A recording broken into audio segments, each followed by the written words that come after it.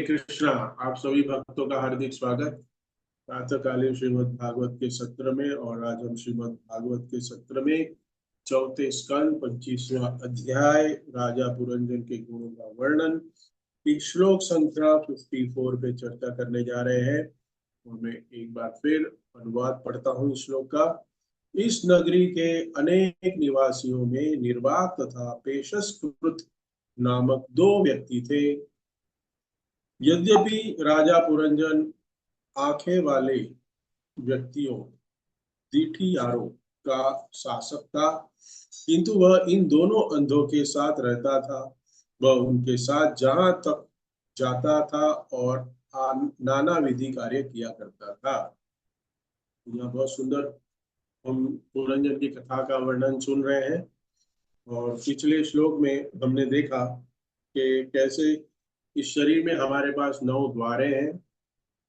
और 9 द्वारों में से जो पूर्व की तरफ है, जो हमारा मुख है, जिसको कहा गया है मुख में जो 5 प्रकार के द्वार है, वो 2 आंखें, 2 नथुने और एक मुंह, और वो पूर्व की तरफ है।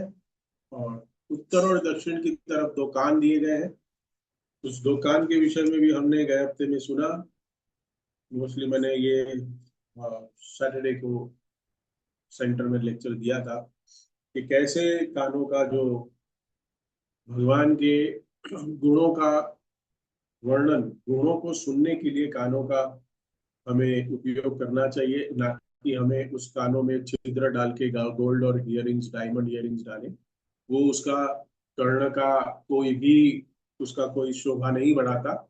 लेकिन अगर उसमें हम कर्ण को भगवान की गुण रूप लीला माधुर्य को सुनने में लगाते हैं, तो उसका वास्तव से उसकी शोभा बढ़ती है। तो आज भी हम देखेंगे कि कैसे हमारे हाथ और पैर के विषय में कहा गया है कि ये जो हाथ और जो पैर है, उसमें आंखें नहीं है। मतलब कि जब हम आंखों से कुछ देखते हैं, तो उस देखने के बाद हम निष्कर्ष पे आते हैं कि हमें क्या करना है। तो यहाँ पे जो श्री प्रभुपाद तात्पर्य में लिख रहे हैं कि आंखें हैं, इसी के वजह से हमारे हाथ और पैर को कुछ डायरेक्शन दे पाते। तो सबसे पहले ये आंखें कमांड देती है हमारे दिमाग को, दिमाग फिर कमांड देता है हमारे हाथ और पैर को। और हम देखते हैं कि कभी कभी कोई जीव का पैरालिसिस हो जाता है। पैरालिसिस होने में उसके हाथ और पैर कार्य नहीं करते। तो हाथ और पैर को तो पहले भी कार्य नहीं कर रहे थे, क्यों? क्योंकि कर रहे थे क्योंकि उसको तो कमांड मिल रही थी, इसके लिए कार्य करे। तो हाथ और जो हमारे पैर है, वो इंडिपेंडेंटली कार्य करने के लिए नहीं है। या श्री प्रभुपाद बता रहे हैं, उसको कमांड मिलेगी तो ही करेंगे। जैसे हमारे सारे इंद्रियों को कमांड मिलती है, तभी वो कार्य करते हैं। और ये कमांड देने वाला कौन है? हमारा मन।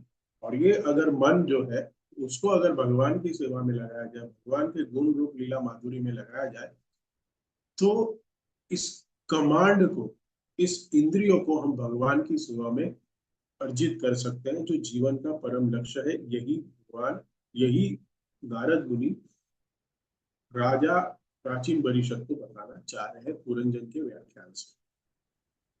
यहाँ पे देखिए, कह रहे हैं, क्या आपने ध्यान से सुना होगा, तात्पर्य में प्रोपान लिखते हैं कि जो प्राचीन परिषद, मतलब ये पुरंजन ऐसे राज्य में राज कर रहा था जिसकी सभी आंखें हैं, सबके पास आंखें हैं, और सब मनुष्य ऐसे राजा राज्य में राज्य कर रहा था। लेकिन वो किसका दास था? प्रभुपाद कह रहे हैं वो किसका दास था?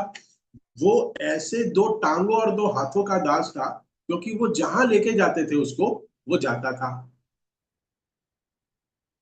लेकिन यहाँ पे एक प्रश्न उठता है कि टांग और हाथ तो नहीं लेके जाते प्रभु जी। उसको जो कमांड मिलती है उसी हिसाब से कार्य करते हैं। तो यहाँ पे एक बहुत उच्चतर की शिक्षा मिलती है कि हमें हाथों और पैरों को कमांड कैसे दें। क्योंकि यहाँ पे तो कमांड नहीं दे रहा था ठीक से, उसको असाइन नहीं कर रहा था, सेवा असाइन नहीं कर पा रहा था कि मुझे हाथ और पैर से क्या करना है। इसके लिए वो पैर कहीं भी जा रहे हैं, हाँ, और हाथ कुछ भी कार्य कर रहे हैं। तो हम आज कुछ श्रीमद् भागवतम के और अलग अलग पुराणों के तथ्यों से हम ये समझेंगे कि हाथ और पैर को किस सेवा में लगाना चाहिए,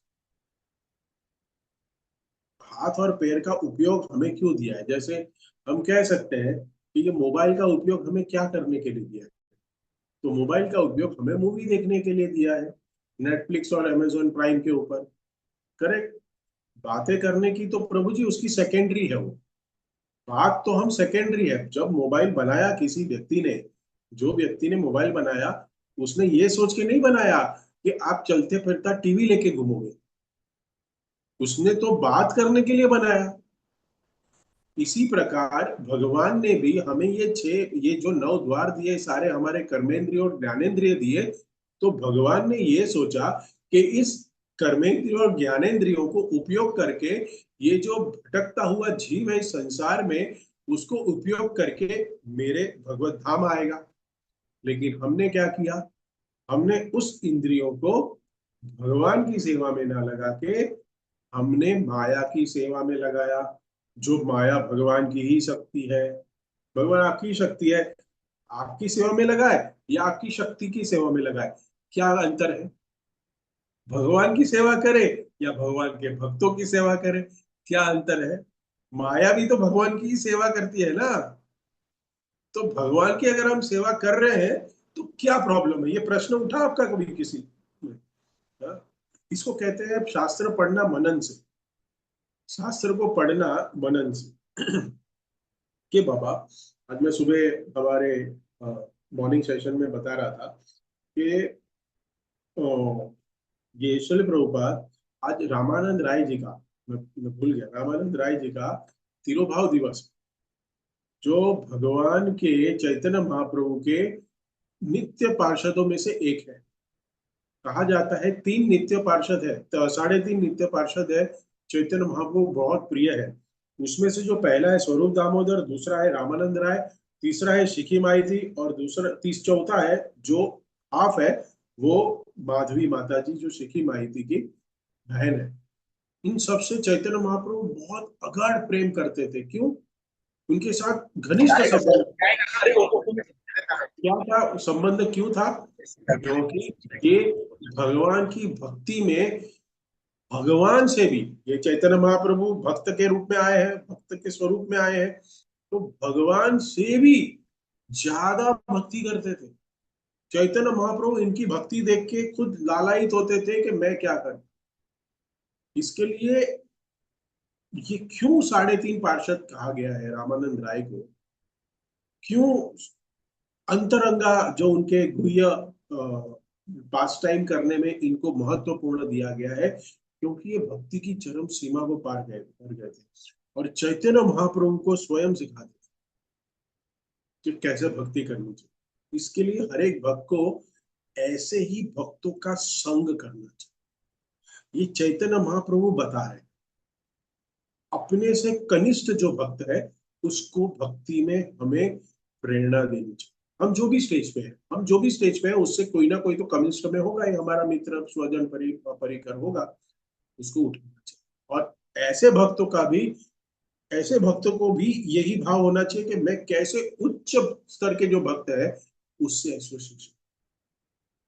तो रामानंद राय बहुत ही सीरियस युद्ध कही है, क्योंकि उनका जीवन पूर्ण यही था। और कृष्ण लीला में उनको अर्जुन बताया गया। कृष्ण लीला में वो अर्जुन थे और वही प्रकट हुए थे रामानंद राय चैतन्य लीला में। और चैतन्य महाप्रभु का जो संवाद है चैतन्य चरितामृत में मध्य लीला में 8 कैंटो में, जो आप लोग भक्त लोग आज सब लोग को पढ़ना चाहिए। उस रामायण राय का डिसअपियरेंस में बहुत सुंदर सुंदर तत्वों का वर्णन किया है।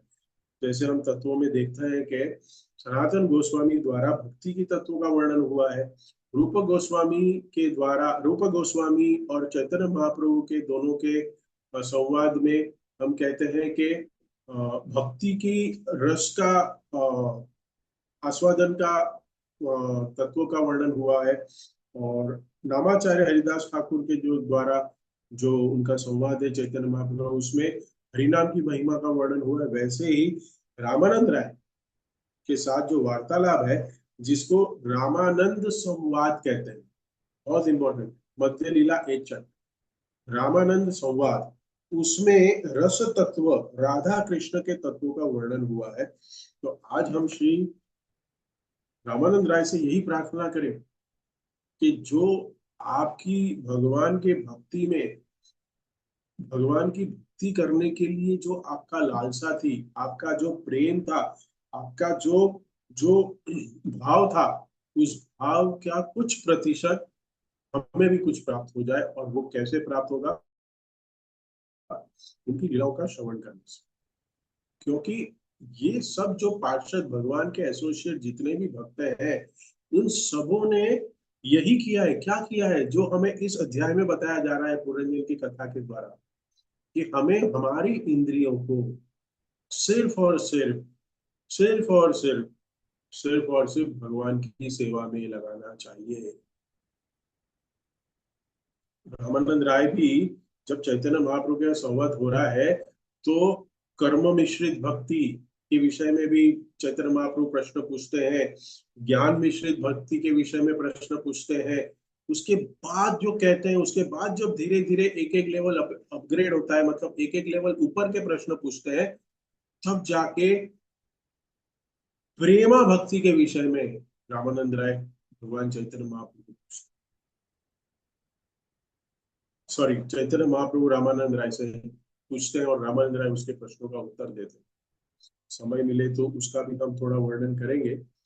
लेकिन यहाँ श्रीमद् भागवतम के इस अध्याय में हम देखते हैं कि कैसे हम हाथ और पैर, ये इसको आंखें नहीं है, उसको नहीं समझता क्या करना है, हम कैसे हमारे हाथ और पैर को भगवान की सेवा में लगाए, ना कि हमारे सेंस ग्रेटिफिकेशन में, जैसे पुरंजन कर रहा था कि वो हाथ और पैर को कहीं भी लेके जाता। क्यों कहीं भी लेके जा रहा था? यहाँ पे श्री प्रभुपाद तात्पर्य में ये कह रहे हैं, और यहाँ पे किंतु वह इन दोनों अंधों के साथ रहता था। ये दोनों अंधों के साथ रहना मतलब हाथ और पैर के साथ हम भी रह रहे हैं, और वह उनके साथ जहां तहां जाता था और नाना विधि कार्य किया करता था। तो पुरंजन अपने हाथ और पैर को कहीं भी लेके जाता था और उनके साथ विचरण कर रहा था। तो यहाँ पे मेन मुद्दा उत्पन्न होता है कि ये हम हाथ और पैर के कंट्रोल में होने चाहिए या हमारे कंट्रोल में हाथ और पैर होने चाहिए? हमारे कंट्रोल में होने चाहिए ना। अभी कोई कहे कि बॉस जो है, आ, चलो उधर का क्यों, अपने अपने हमारे भक्ति के ही करता हूँ, काउंसिली काउंसिलर के कंट्रोल में होना चाहिए या काउंसिलर काउंसिली के कंट्रोल में? क्या होना चाहिए? हाँ, काउंसिलर काउंसिलिंग के कंट्रोल कंट्रोल में नहीं, काउंसिलिंग कंट्रोल में होना चाहिए। टंग ट्विस्टर हो गया। जो भाव था वही निकला। जो भक्त का भाव है वही निकलता है। यस, क्योंकि इस संसार में किसी को भी किसी के अंतर्गत कार्य नहीं करना है, because of the ego, because I am someone, I am something, मैं हूं, इसी के वजह से हम ये नहीं कर पाते। लेकिन अगर उल्टा हो जाए तो किसका नुकसान है? अगर ये उल्टा हो जाए तो नुकसान किसका है?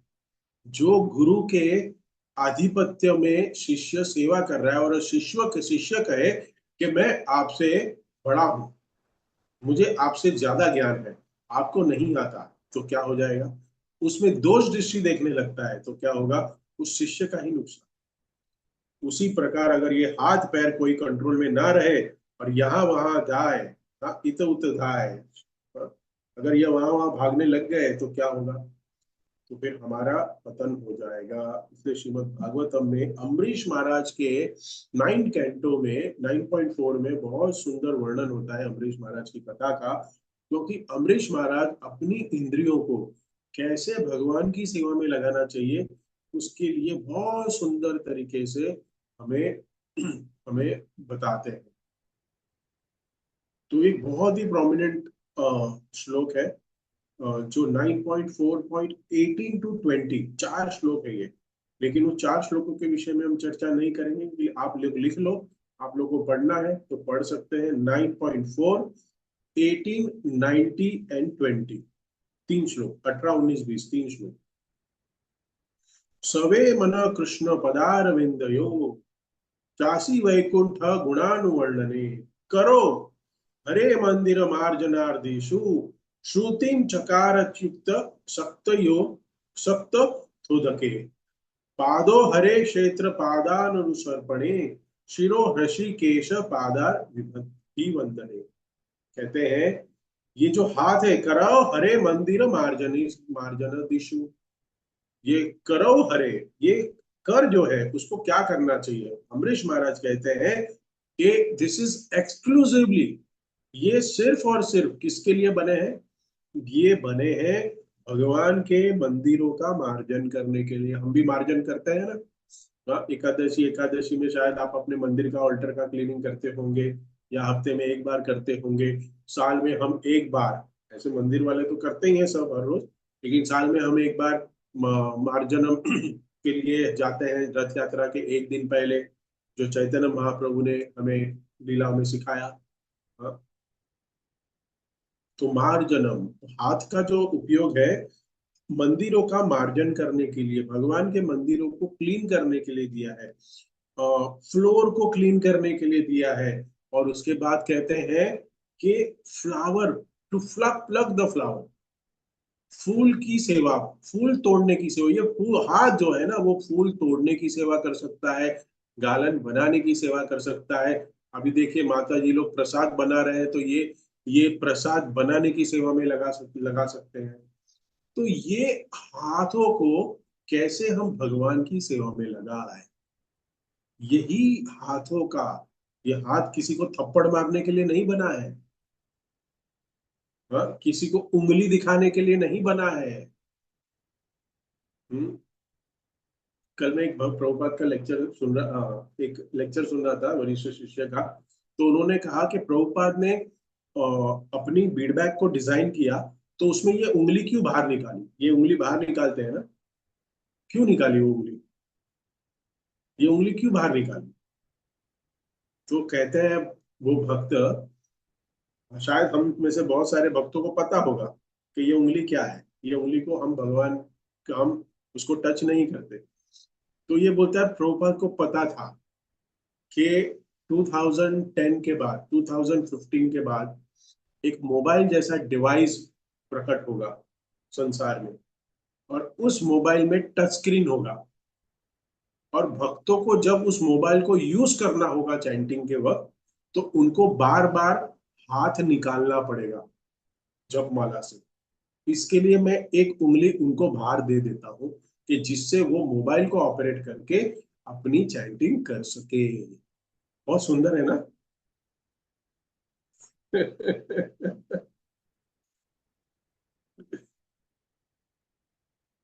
सर पे मोबाइल हाथ। को ऑपरेट करके भगवत धाम जा सके।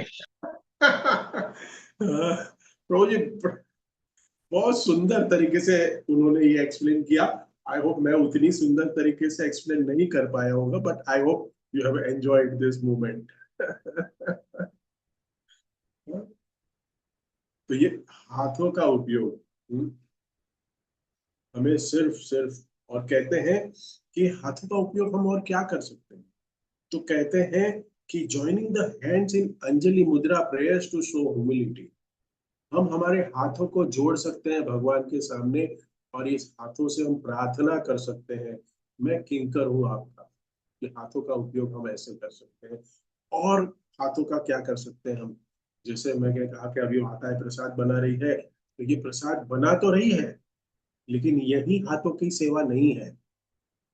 अम्बरीश महाराज ये जब श्लोक में, तो श्रील प्रभुपाद तात्पर्य में लिखते हैं, ये बहुत बड़ा, ये श्लोक का बहुत बड़ा तात्पर्य, 4 पेज का तात्पर्य है, पढ़ना है तो पढ़ सकते हैं। उसमें श्रील प्रभुपाद लिखते हैं कि cooking is not the important process of using the hand. हाथ जो है वो इतना इम्पोर्टेंट कुकिंग कर रहा है, ठीक है, लेकिन जब तक वो हाथ कुकिंग किए हुए भोग को, प्रसाद बना हुए प्रसाद को किसी को बांटता नहीं है, if you don't distribute to someone, तब तक इस हाथ की पूर्ण सेवा नहीं होती है। बताइए, we are cooking, we are eating, सब कुछ कर रहे हैं, but we have to distribute also. किसी ना किसी को हमें देना चाहिए। हो सकता है कि हर रोज ऐसी परिस्थिति ना हो हमारे जीवन में, लेकिन हमें एटलीस्ट हफ्ते में एक दो बार ऐसी परिस्थिति को निर्माण करना चाहिए कि हम किसी को कुछ बनाया हुआ प्रसाद है उसमें का कुछ भाग हम किसी को बांटे, किसी को दे। ये ऐसे हाथ की पूर्णता बता रहे हैं कि ये हाथ के गुण है। सच में कह रहा हूँ, ये जो शिल प्रभुपाद के तात्पर्य है ना, ये तात्पर्यों को मनन करके पढ़ना चाहिए, इतना सुंदर तरीके से पढ़ना चाहिए कि हमें, I don't know how to explain, but this is amazing. नहीं तो हमें भक्ति पता ही नहीं चलती, पता ही नहीं चलती, तात्पर्य नहीं मिले होते।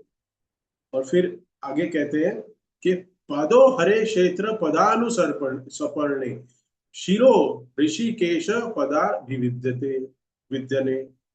पादो, पैर का क्या है, पदो हरे क्षेत्र पदानुसर्पणे।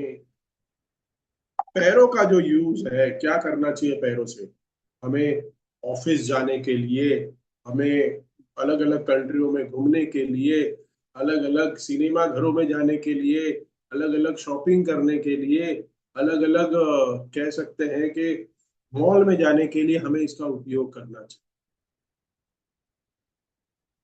स्वजन के घर पे जाने के लिए, हाँ, ये सब के लिए हमें यूज करना चाहिए। पदौ हरे क्षेत्र पदासु परपने the use is legs strictly to walk. देखो प्रभुपाद लिख रहे ट्रांसलेशन में स्ट्रिक्टली, इसका मतलब क्या होता है स्ट्रिक्टली? स्ट्रिक्टली का मतलब इसी करने के लिए मिला है आपको, इसी। अभी देखो मोबाइल तो फोन यूज करने के लिए, बात करने के लिए मिला था, अभी उसमें हम अलग अलग वस्तुएं कर रहे। देखे प्रभु जी, आप कहोगे देखो जूम का यूज हो रहा है, करेक्ट, जूम का यूज हो रहा है। इससे हमें एक टेक्नोलॉजी बनाई जिससे, जो जूम बनाने वाले ने ये कैसे है, माइक्रोसॉफ्ट टीम्स बनाने वाले को, हाँ, और हम पहले जमाने में स्काइप था, पता आपको स्काइप? जब हम ऑफिस में कॉर्पोरेट में जब मैं काम किया करता था तो स्काइप कॉल पे आओ, स्काइप पे आओ, ऐसे बोलते थे, स्काइप पे आओ। तभी हम स्काइप पे ज्वाइन करते थे। हाँ, तो ये सब लोगों को भी कुछ ना कुछ सुकृति मिलेगी, क्योंकि इन्होंने कुछ कुछ कुछ कंडीशन से कुछ ये सब टेक्नोलॉजी बनाई है, तो जिसकी वजह से हम भक्त बन रहे हैं।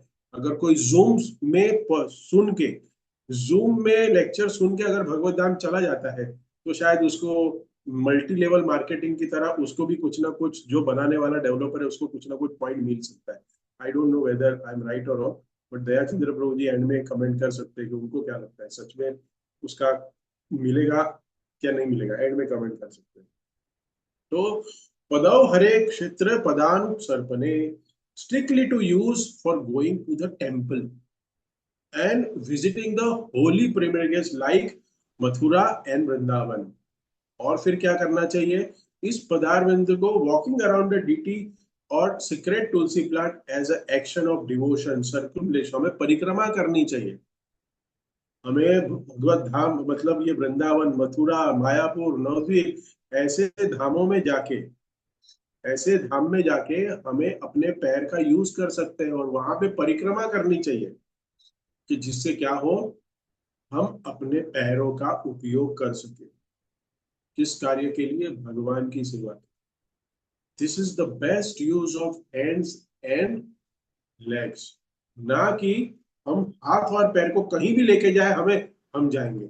जो पुरंजन कर रहा था इस श्लोक में बता रहे हैं श्री प्रभुपाद तात्पर्य में लिख रहे हैं कि ऐसे ही कर रहा था वो, कोई कुछ को कुछ पता ही नहीं, बस जा रहा है, घूम रहा है इधर उधर, वीजा ले लिया, कहीं भी गया, घूम के आ गया। और इसी को दर्शाते हुए एक सुंदर शुद्ध भक्ति की सेवा, वो सेकेंड कैंटो में एक जो चैप्टर है, थर्ड चैप्टर, शुद्ध भक्ति की सेवा, उसमें भी ऐसा ही श्लोक आता है। तो मैं थोड़ा उसको पढ़ूंगा। भारह परम पट्टी किरीट जुष्टम मच्युतमागम न कमे नमे मुकुंदम शावो करोनो कृते सपार्या हरे सत्कला चकन कर्णो बा। कहते हैं यहाँ पे भी अपने सारी इंद्रियों का, यहाँ पे परीक्षित महाराज ने प्रश्न पूछा था सुखदेव गोस्वामी को कि जब कोई व्यक्ति शेष शैया पे, मतलब वो मरने स्मरण है, जब उसका उसका मृत्यु निश्चित है, तो उस व्यक्ति को क्या करना चाहिए। परीक्षित महाराज ने प्रश्न पूछा था कि भाई क्या करना चाहिए मुझे, अभी 7 दिन में मेरी मौत होने वाली है। तो हमारी तो 7 दिन में होने वाली नहीं प्रभु जी, हम 700 साल जी रहे हैं, कम से कम 700 साल जिएंगे। हमारे पास कोई भी एक्सपायरी सर्टिफिकेट नहीं, इसलिए हम तो ऐसे ही जिएंगे, हमें ऐसा ही लगता है। परीक्षित महाराज ने प्रश्न किया तो सुखदेव गोस्वामी ने इस अध्याय का वर्णन कर दिया। सुखदेव गोस्वामी उवाच कि क्या करना चाहिए जीव को, और उसमें कहते हैं शरीर का ऊपरी भाग, ये जो सर है, भले ही रेशमी पगड़ी से सज्जित क्यों न हो। अभी रेशमी पगड़ी तो पहनने का मतलब वो शादियों में ही पहने जाती है, लेकिन हम कह सकते हैं कि क्यों ना हमारे सर पे बाल, उस बाल को भी अलग अलग कलर करते हैं लोग, और कितने कितने बड़े बड़े खर्चे हैं पता है आपको बाल को मेंटेन करने के लिए। हाँ, लक्ष्मी प्रिया मुझे बता रही थी, मैंने बोला भाई अच्छा है, भक्त जीवन में आया है तो पैसा थोड़ा बच जा रहा है। हाँ, नहीं तो बता रही थी मेरे को, इतने में बोला इतना खर्चा, इसका तो किसी का पगार नहीं होगा, लेकिन लोग करते हैं, ऐसे ऐसे कलर करते हैं और इतना खर्चा, और हर 2-3 महीने में। क्यों? क्योंकि सर की क्या करे, देखभाल नहीं, उसका शोभा बने। तो उसकी शोभा ये नहीं है, बाल रख के शोभा नहीं होती है। तो शोभा कैसे कह रहे हैं, भले ही रेशमी पगड़ी से सज्जित क्यों ना हो, किंतु यदि मुक्ति के दाता भगवान के समक्ष झुकाया नहीं जाए, भगवान के समक्ष अगर इस सिर को अगर हम नहीं झुकाते, और तो वह केवल एक भारी बोझ के समान है। भले ही उसमें कितने ही गार्नियर और ये क्या एनवी सलून, मेरे मेरे घर के नीचे ये एनवी सलून, एनवी सलून का नाम देखो, एनवी। एनवी मतलब क्या, द्वेष, आपका दुश्मन, एनवी, करेक्ट। तो सलून का नाम रख दिया एनवी सलून, और बहुत अच्छी बड़ी चेन है। मैं देखा तो बहुत बहुत सारे उसके ये आउटलेट्स है। एनवी मतलब आप दूसरे से ईर्ष्या करो, इतने अच्छे बनो, और दूसरा अच्छा ना बने आपसे, ऐसे आपको बना के देंगे आप, सिर्फ आप हमको पैसा दो। देखो, एनवी, कहा गया था एनवी, अरे बोलने को भी शर्म आनी चाहिए, लेकिन क्या करें, अधोगति में लोगों को समझ में ही नहीं आ रहा। इसलिए सर की जो जो कहते हैं सुखदेव गोस्वामी परीक्षित महाराज को, कि सर की शोभा तब है जब यहाँ पे तिलक, तिलक के साथ ये सर भगवान के समक्ष झुकता हो। इसी प्रकार चाहे हाथ चमकाते कंकड़ों से अलंकृत हो, ये हाथ में भले ही गोल्ड के, डायमंड के, रत्न जड़ित बैंगल पहनी हो, या फिर रोलेक्स की वॉच पहनी हो, उससे कोई फर्क नहीं पड़ता।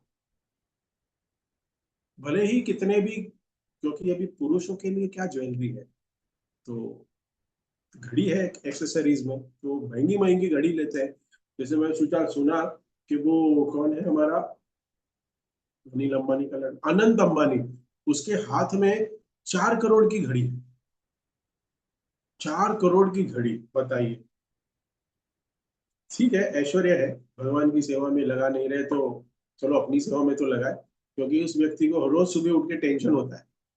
ऐसे अमीर व्यक्ति होते हैं ना, उनको टेंशन होता है रोज सुबह कि आज कल के दिन में मैंने जो इतने करोड़ रुपए प्रॉफिट कमाया है, उस प्रॉफिट को मैं कैसे अपनी सेवा में लगाऊं, उनको ये टेंशन होता है। और हमें टेंशन क्या होना चाहिए कि हमारी इंद्रियों को हम कैसे भगवान की सेवा में लगाएं। तो कहते हैं इसी प्रकार चाहे हाथ चमकाते कंकड़ों से अलंकृत हो, यदि भगवान हरि की सेवा में लगे नहीं रहते, तो वे मृत पुरुष के हाथों के तुल्य है। अगर ये भगवान की सेवा नहीं करते, तो जो मृत पुरुष का हाथ होता है वो कुछ करता है कार्य, वो क्या करता है, कुछ नहीं, वो पड़ा रहता है। वैसे ही माना गया है कि उस हाथों का कोई भी उपयोग नहीं है।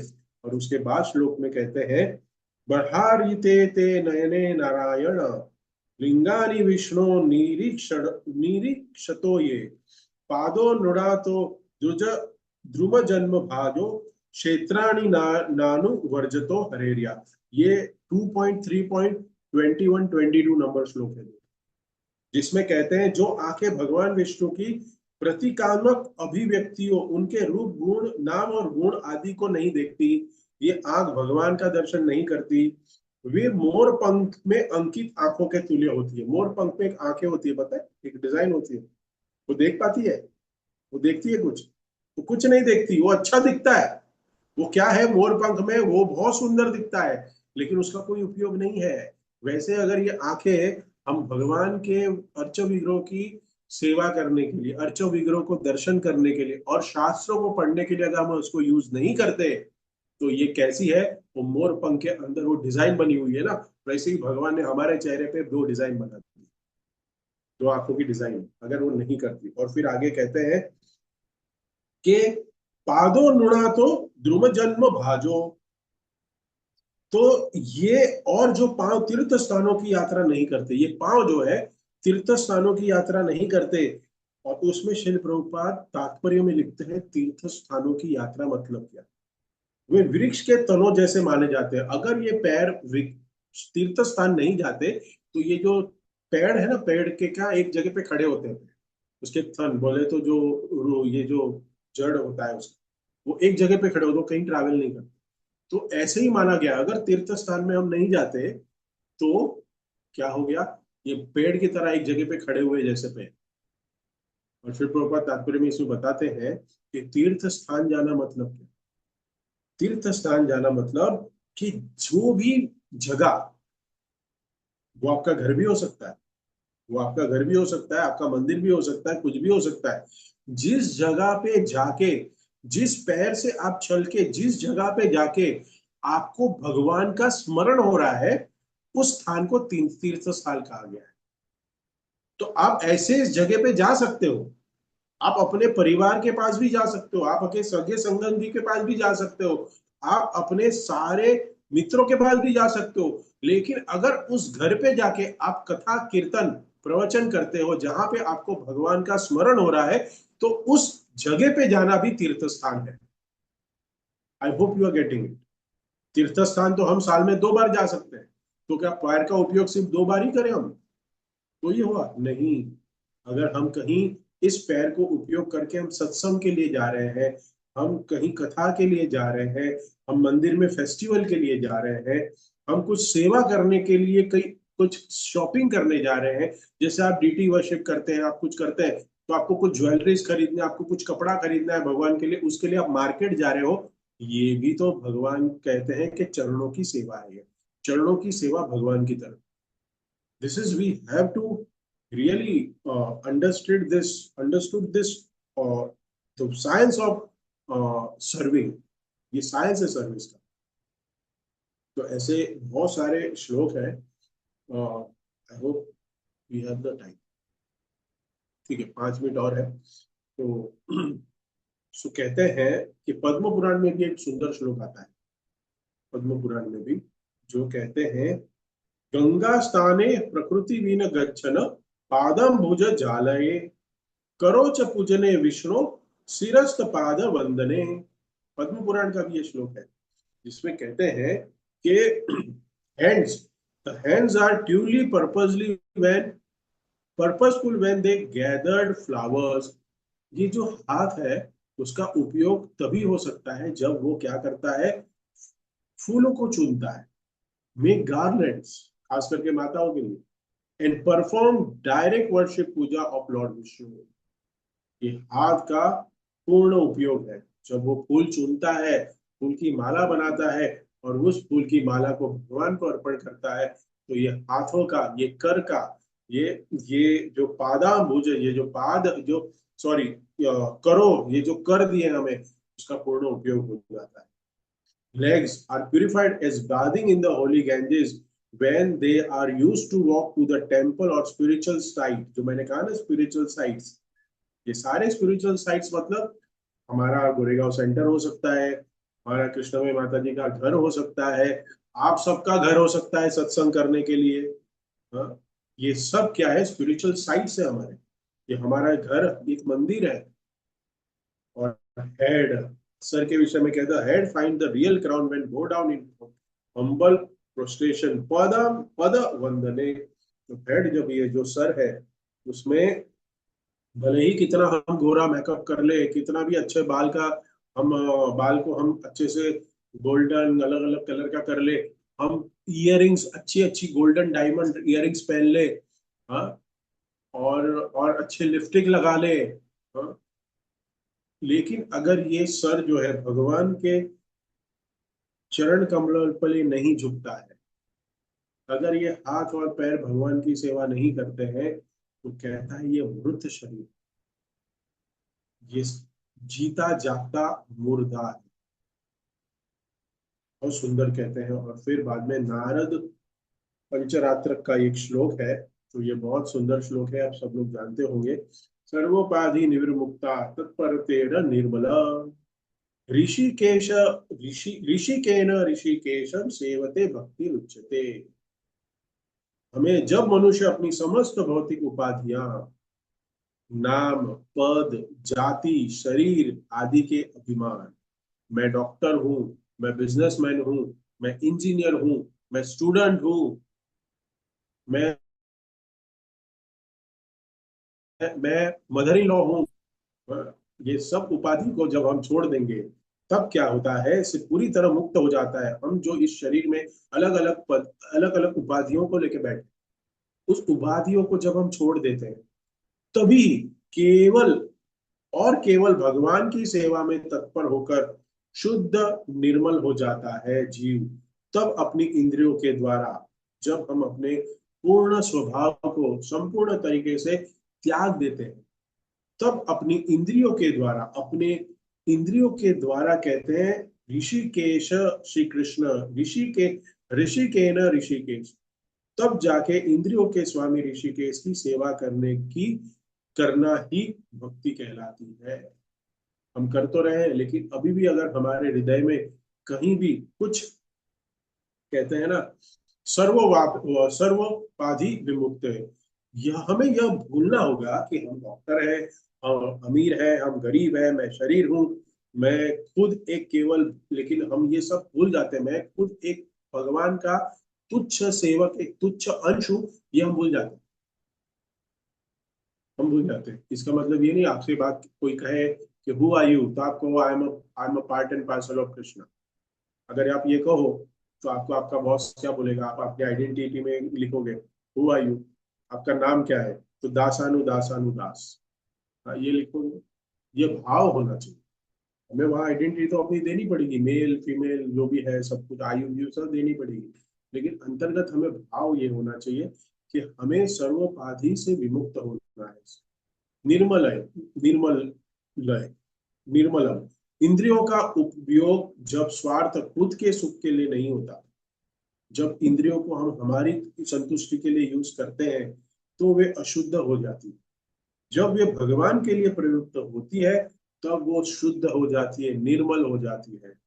इसी प्रकार हमें ऋषिकेश, इंद्रियों जो हमारी इंद्रिया दी है, उसके ऋषिकेश की सेवा करनी है। यही हमें इस श्लोक में जानना है कि हमें ये कैसे हम करें। आपको पता है ये जब कब होगा, इसलिए रामानंद राय का एक बहुत सुंदर श्लोक है, उससे मैं अंत करूंगा। श्लोक संख्या है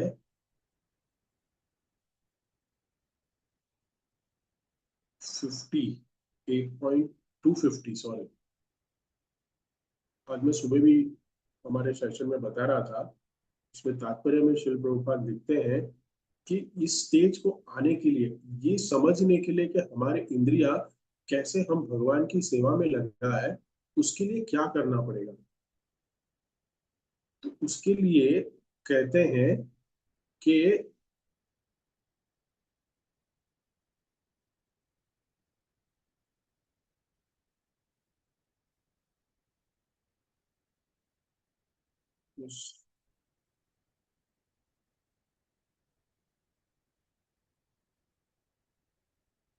श्रेयो मध्य कौन श्रेय, जीवे रहय सार, कृष्ण भक्त संगे बिना श्रेय नहीं आर। आई होप आप लोग समझ गए। आप लोग अगर चैतन्य चरितामृत के पद को समझते होंगे, श्रेयो मध्य कौन श्रेय, जीवे रहय सार। सबसे बड़ा श्रेय इस संसार में, सब लोग श्रेय के पीछे हैं। आज दुनिया में जितने भी लोग पढ़ाई कर रहे हैं, जितने भी लोग बिजनेस कर रहे हैं, जितने भी लोग सुबह उठ के नौकरी पे जा रहे हैं, कुछ श्रेय चाहिए उनको। और उस श्रेय के मतलब क्या है कि हमें कुछ पैसा मिल जाए। तो कहते हैं कि सबसे बड़ा श्रेय क्या है, हमें किसके लिए तड़पना चाहिए। श्रेयो मध्य कौन श्रेय जीवे रह सार, ये चैतन्य महाप्रभु पूछते हैं रामानंद राय को। Shri Chaitanya Mahaprabhu ask, out of all auspicious and beneficial activities, beneficial commercial beneficial activities, which is the best for the living entity. Living entity एक जीव के लिए सबसे बेस्ट कमर्शियल एक्टिविटी क्या हो सकती है, ऑस्पिशियस एक्टिविटी क्या हो सकती है। तो कहते हैं रामानंद राय replied, the only auspicious activity is association with the devotees of Krishna। ये सिर्फ और सिर्फ तब होगा जब हम सिर्फ और सिर्फ, ये तब होगा जब हम सिर्फ और सिर्फ भगवान के भक्तों का ही एसोसिएशन लेंगे। तो एसोसिएशन इज मोस्ट इंपॉर्टेंट। भक्तों के संग में रहेंगे तभी ये समझ में आएगा, नहीं तो आज पूरी दुनिया अपनी इंद्रिय तृप्ति करने में तो लगी हुई है। और कहते हैं कन्हार स्मरण जीवे करीबे अनुष्ठान अनुष्ठान, कृष्ण नाम गुण लीला प्रधान स्मरण। स्मरण, सबसे बड़ा स्मरण क्या है, कहते हैं Chaitanya Prabhu, what should all living entity constantly remember. सभी जीव को हमेशा क्या याद रहना चाहिए, मेरे पास इतना लॉकर में गोल्ड ज्वेलरी पड़ी है, मेरे पास इतनी एफडी पड़ी है, मेरा ये प्रॉपर्टी है, मेरा बिजनेस का ये टर्नओवर है, मेरा आईटीआर भरना है, ये करना है, वो करना है, बहुत कुछ हम दुनिया में पूरे दिन में हम सोचते रहते हैं। लेकिन सच में रिमेंबर करने की क्या वस्तु है। तो रामानंद राय रिप्लाई करते हैं, जब चैतन्य महाप्रभु ने प्रश्न पूछा तो रामानंद राय रिप्लाई करते हैं, the chief object of remembrance are always the Lord's holy name, quantity qualities and pastimes. भगवान के नाम का स्मरण करना हमेशा, यही हमारे जीवन का परम लक्ष्य होना चाहिए। नाम स्मरण करते रहना सबसे इंपॉर्टेंट है। और फिर और ये नाम स्मरण करने में भी ध्यान करना पड़ता है, हमें ध्यान करना पड़ेगा ना। तो ध्यान किसका करें, अलग अलग योग साधना दिखाई गई है। चैतन्य महाप्रभु भगवान श्री कृष्ण ने अर्जुन को भी बताया अलग अलग अष्टांग योग के विषय में। तो वहां पे जब कृष्ण चैतन्य महाप्रभु ने अर्जुन को पूछा, ये पता है अर्जुन को पूछा, मैंने क्यों बोला चैतन्य महाप्रभु ने अर्जुन को पूछा, क्योंकि मैंने स्टार्ट में बताया अर्जुन की, ये अर्जुन है ना, अर्जुन रूप लेके आए हैं रामानंद राय इस लीला में। तो भगवान देख रहे हैं रामानंद राय को, टेस्ट कर रहे हैं कि जो 5000 वर्ष पूरा मैंने तुझे भगवत गीता बोली थी और तब तूने मुझे प्रश्न पूछे थे, तब मैंने कैसे आंसर दिए थे, तेरे को दिए थे ना। अब मैं 5000 वर्ष के बाद आया हूं, मैं तुझे प्रश्न पूछूंगा, अब तू मुझे आंसर देगा, देखता हूं कितना याद है मेरे भक्त को। और ये रामानंद राय और चैतन्य महाप्रभु का संवाद है। इसके लिए आचार्यगण कहते हैं कि ये अर्जुन के अवतार है, क्योंकि उनके 5 भाई भी थे। रामानंद राय सबसे बड़े भाई थे, उनके पिताजी भावानंद राय उनका नाम था, और उनके जो 4 छोटे भाई थे उनका नाम था वाणीनाथ, गोपीनाथ, कालानाथ और सुधानिधि, सॉरी कलानिधि एंड सुधानिधि। इनके ये 4 भाई थे और ये 5 रामानंद राय।